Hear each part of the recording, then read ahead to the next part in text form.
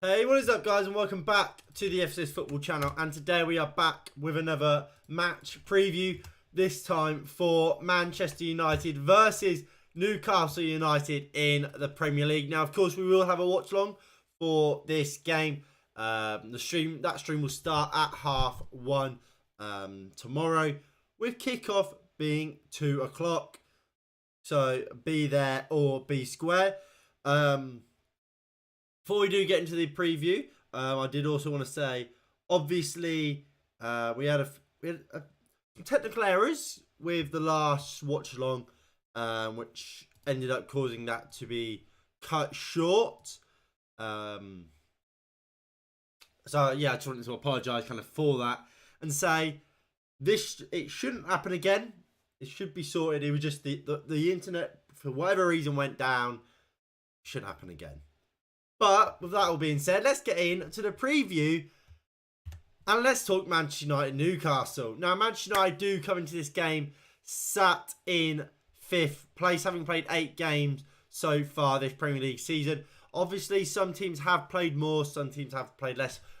It's all a bit of a mess at the moment in the Premier League table. As you can see there, we've played 8, Newcastle played 9, Tottenham have played 10.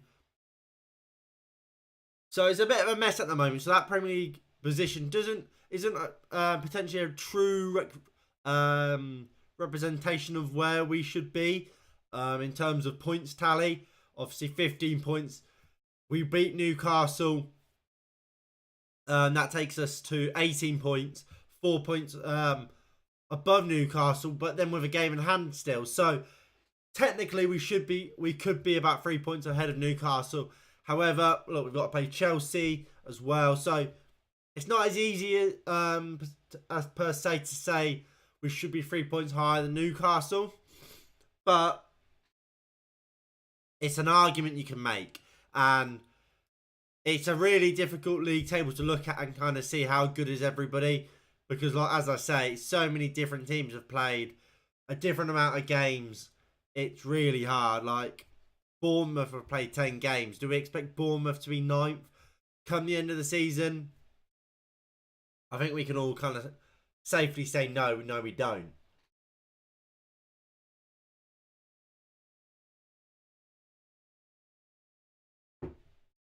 Now, if you're looking at our games recently, obviously our last game was in the Europa League against Ammonia, which we did beat 1-0. It was a game which we were the better team. We did dominate the proceedings and we were deserving of that win in the end. However, Ammonia did defend well. Their goalkeeper had a stormer. I believe he was getting 9.9s, 9s, 10s in like the statistical player rating apps such as FotMob, SofaScore, and so on. He was unbelievable that game. Really kept him in it until the last minute, where of course Scott McTominay off of the bench did score the eventual winner. And an important eventual winner, which kept us in the fight for #1 spot in the Europa League. But our last Premier League game, a much more important and interesting Premier League game, it was our win against Everton by 2-1. Now, we did get off to a bad start. Iwobi obviously scoring early on in that game with an unbelievable finish, by the way. It was a beautiful curling effort into the top corner from the edge of the box. However, Anthony Martial did find Anthony, who did equalise just 10 minutes later. And then Cristiano Ronaldo, who came on from an injured Anthony Martial, did put us in the lead. And what was so pleasing about this game is I think it was probably our best game under Erik ten Hag. We started seeing the most and more Erik ten Hag ways of playing and the style of football in which we want to play under Erik ten Hag. And it was the start of the process of getting there. It wasn't perfect still, but it was a step in the right direction. And that's what was kind of so pleasing and so good to see from that this Manchester United performance. And at times we had to dig in, especially at the end of the game. We dug in and we did the job. And that was very, very encouraging to see. And I was very, very happy to see that as well. Sorry, my throat is still a bit sore. So if I have to kind of keep having some water or whatever. I am sorry about that.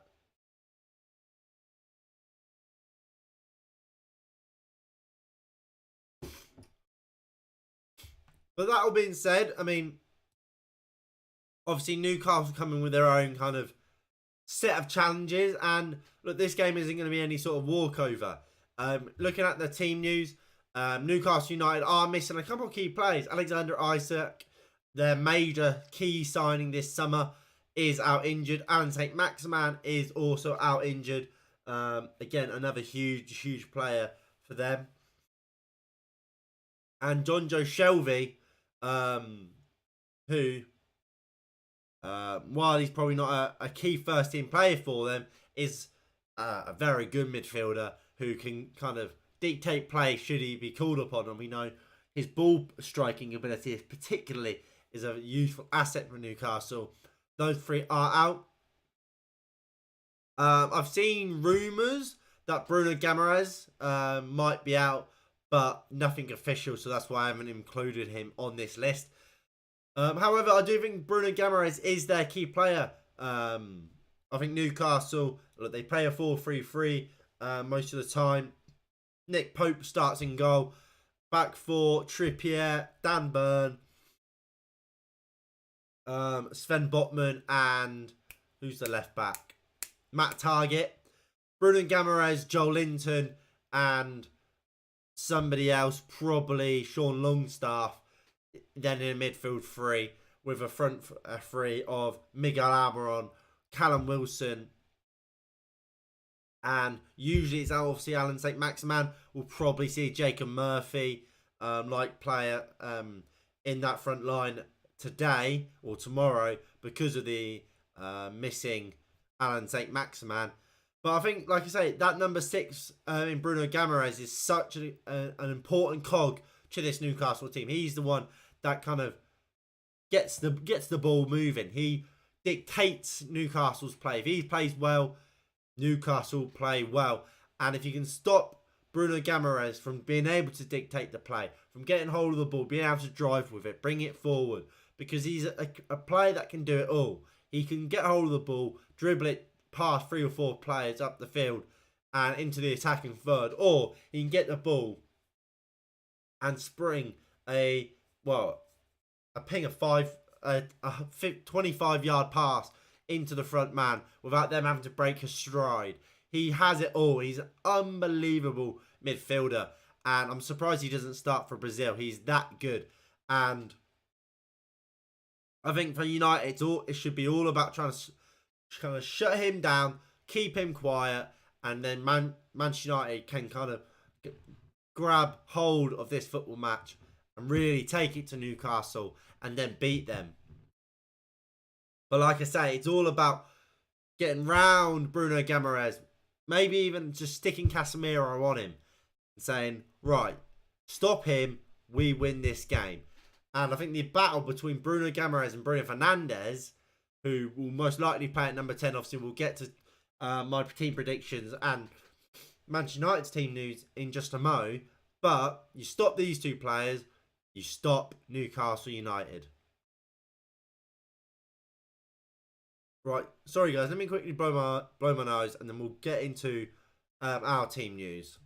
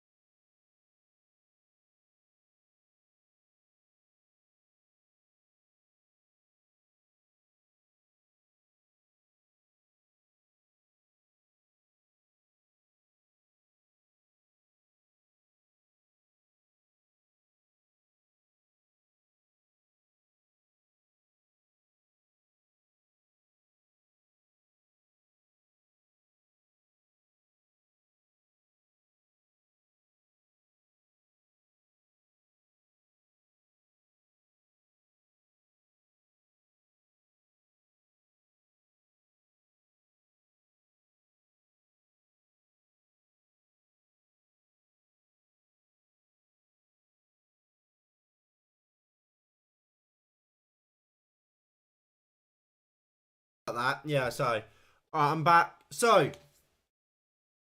going on to Manchester United's team news. We have 5 players out, don't we? Or 5 key players. So Martin Dubravka doesn't make this list because he's not. I didn't see him as important enough. But he is out simply because he's loaned from Newcastle United, meaning he can't play. Wan-Bissaka, he's still out with a knock injury. Anthony Martial is a doubt. He's got his lower back issue that he picked up in the Everton game. Whether or not he is fully fit and available to play this game, to me, is fairly irrelevant. I don't think Anthony Martial should be risked for this game. We have bigger games and bigger fish to fry coming up in the next few weeks than this Newcastle game. And look, that's not taking anything away from Newcastle, because Newcastle will be a really tough game. But we do have Chelsea. We do have Spurs. And I think a fully fit Anthony Martial for those games is more important than a fully fit Anthony Martial for this game. Or a Martial cameo in this game. So for me, Anthony Martial, whether or not he's fit or not, shouldn't be playing today. But the news is from Ten Hag that he is potentially going to be available. Wan-Bissaka, like I said, is fully out, as is Donny van der Beek. Scott McTominay picked up a yellow card against Everton, when he came on as a substitute, meaning Scott McTominay is going to be out for this game. Which, look, it would be useful to have Scott McTominay on the bench. Should it become a bit of more of a brawl, of a battle, it would always be useful to have a player like Scott McTominay to be able to bring on, because he could make a difference in that sort of a game. However, look, we are without him, and it's a situation we'll have to deal with. Look, he's not a first team player, so it's not as big of an issue as it could have been, or as it would have been back in the day. Still not great, but not terrible. And Harry Maguire is definitely out with a thigh injury. And with all that team news in mind, shall we look at my predicted Erik ten Hag starting 11? We shall. So for me, this is the team Erik ten Hag will go with today. So I think he'll go with David De Gea in goal. In goal, look, De Gea's going to start. Tom Heaton's not going to start, is he? So it's going to be David De Gea, Diogo Dalot, Victor Lindelof, Lisandro Martins and Luke Shaw make up the back 4. Rafael Varane's been on the bench the last 2 games. Could he be thrown in? He could be, for sure. However, at the moment, I think Lindelof's playing well, and I think Lindelof might just keep his place because he's playing well, and kind of keeping Varane back for similar to maybe what I said about Anthony Martial. Why rush him back and throw him in? Protect him, keep him on the bench while Lindelof's playing well. And when we come to playing Chelsea and Spurs, when we might need a Varane, then we'll obviously definitely have him. Dalot obviously keeps his place at right back. We have no other right back, so he plays. And Lisandro Martinez, he's our best centre back. He's been unbelievable since signing for Manchester United. It's been an absolute joy of a centre back, and he keeps his place, and deservedly so. And Luke Shaw, Tyrell Malacia started against Ammonia, but Luke Shaw started against Everton. Luke Shaw played well against Everton. Luke Shaw's got to play for me. I think he is our best left back. Malacia came into the starting 11 when he first joined. Fair play to Malacia for that. And he did earn that right to be in the first team. However, he's not, for me, he's not a first team Manchester United player just yet. He has still some way to go to be in that. And as such, I don't think he should be starting for Manchester United. And as such, I would bring Luke Shaw in, who I do think is just generally the better left back of the 2. Moving into midfield, it's Casemiro and it's Eriksen look, this is almost guaranteed to be the starting midfield too. They've played pretty much every game together since both. Well, Eriksen's pretty much played every game in that position since he signed. So, in what world is that going to change today? Realistically, it's not going to. Casemiro has been great the last 2 games, and he deserves to keep playing, and I don't see a world in which he doesn't. So Casemiro will start alongside Christian Eriksen in that midfield double pivot.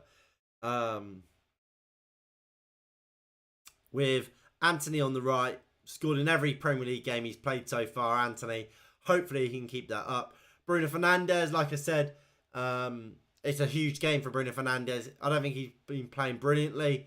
Despite what stats may say, my eyes tell me he's not been playing well.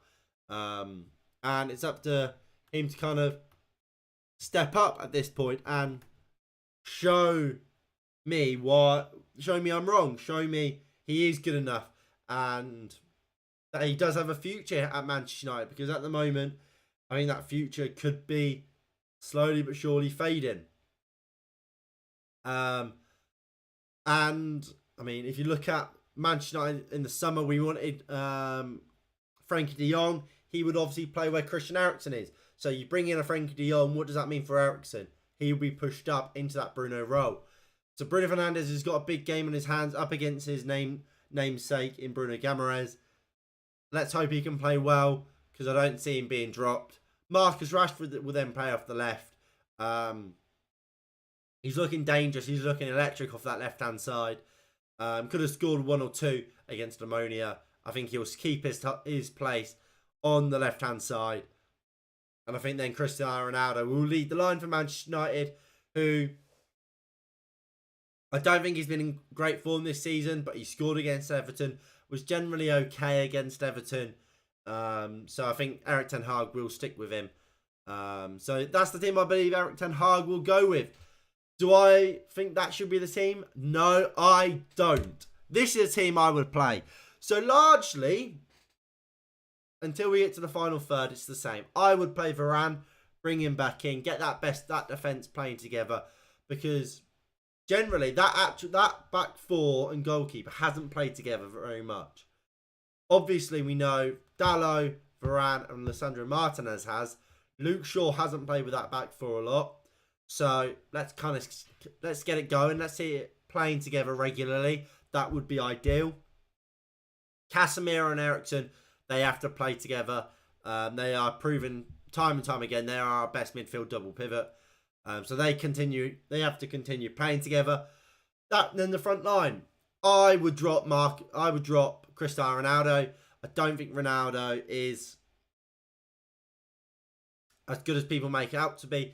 When he scored his 700th goal, people going on and like, oh, people said he wasn't the best player in the world, as if he scored 700 this season. He scored 1 this season. That was his 700th. Like, him scoring 700 this season doesn't mean he's still the best player in the world. I don't think Ronaldo's the player he once was. I think he actually makes us play worse a lot of the time. I saw when Jadon Sancho came on against Ammonia, we looked better. And we've seen against the likes of Arsenal, Leicester. Marcus Rashford has played up top and it's worked. Jadon Sancho's played off the left and it's worked. And I would do the same. I would like to see this front line again. And let's see how it gets on. And I think we can win with that front line. I think it has got a lot of pace. It's got creativity. And there are players in that front line that can score goals. Maybe you lack a prolific goal scorer in that team. However, look, there are players that can score goals. Ronaldo isn't our only goal scorer. Sancho in the Bundesliga scored loads of goals. United haven't quite unlocked that yet. But he can score goals. Bruno Fernandes, in his first 2 years at this club, was an unbelievable goal scorer. Like, clearly it's in there. Whether or not he's showing at the moment, we know he's not.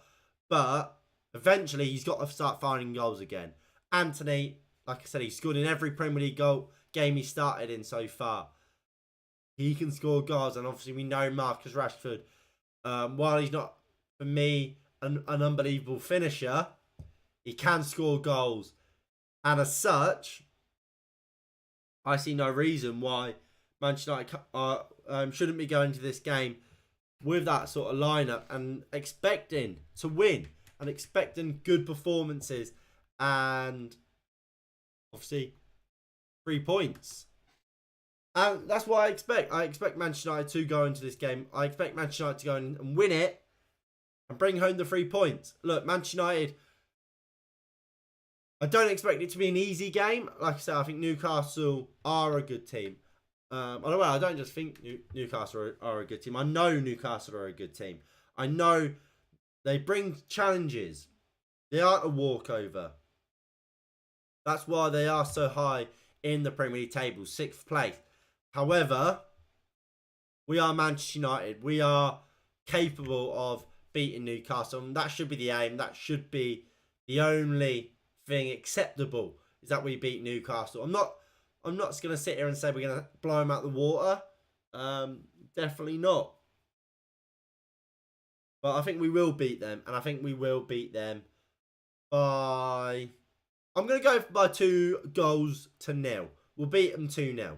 I think they've got players missing that will make this game harder for them. They've still got good players. I like Almiron. I think he's had a good season. I really like who I've put on the thumbnail for Newcastle, Callum Wilson. I think he's a top goal scorer.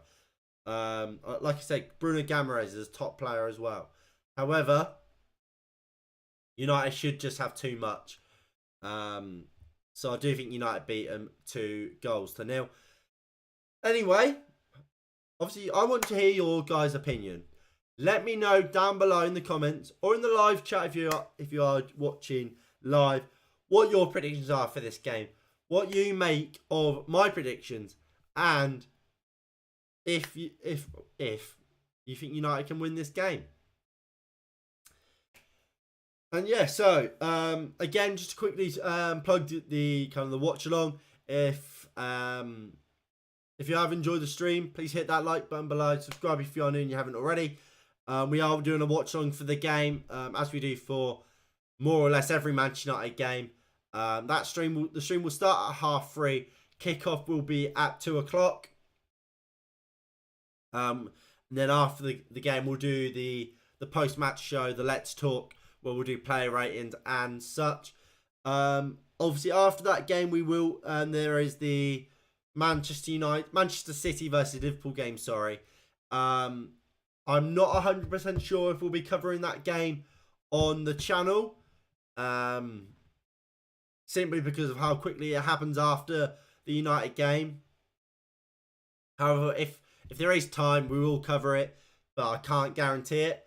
But look, that is going to be it from me today. If you have enjoyed, please do hit that like button below and subscribe if you are new and you haven't already. That would be greatly appreciated and it would mean a lot. So yeah, thank you all for watching and I'll see you all in the next one in a bit. Peace.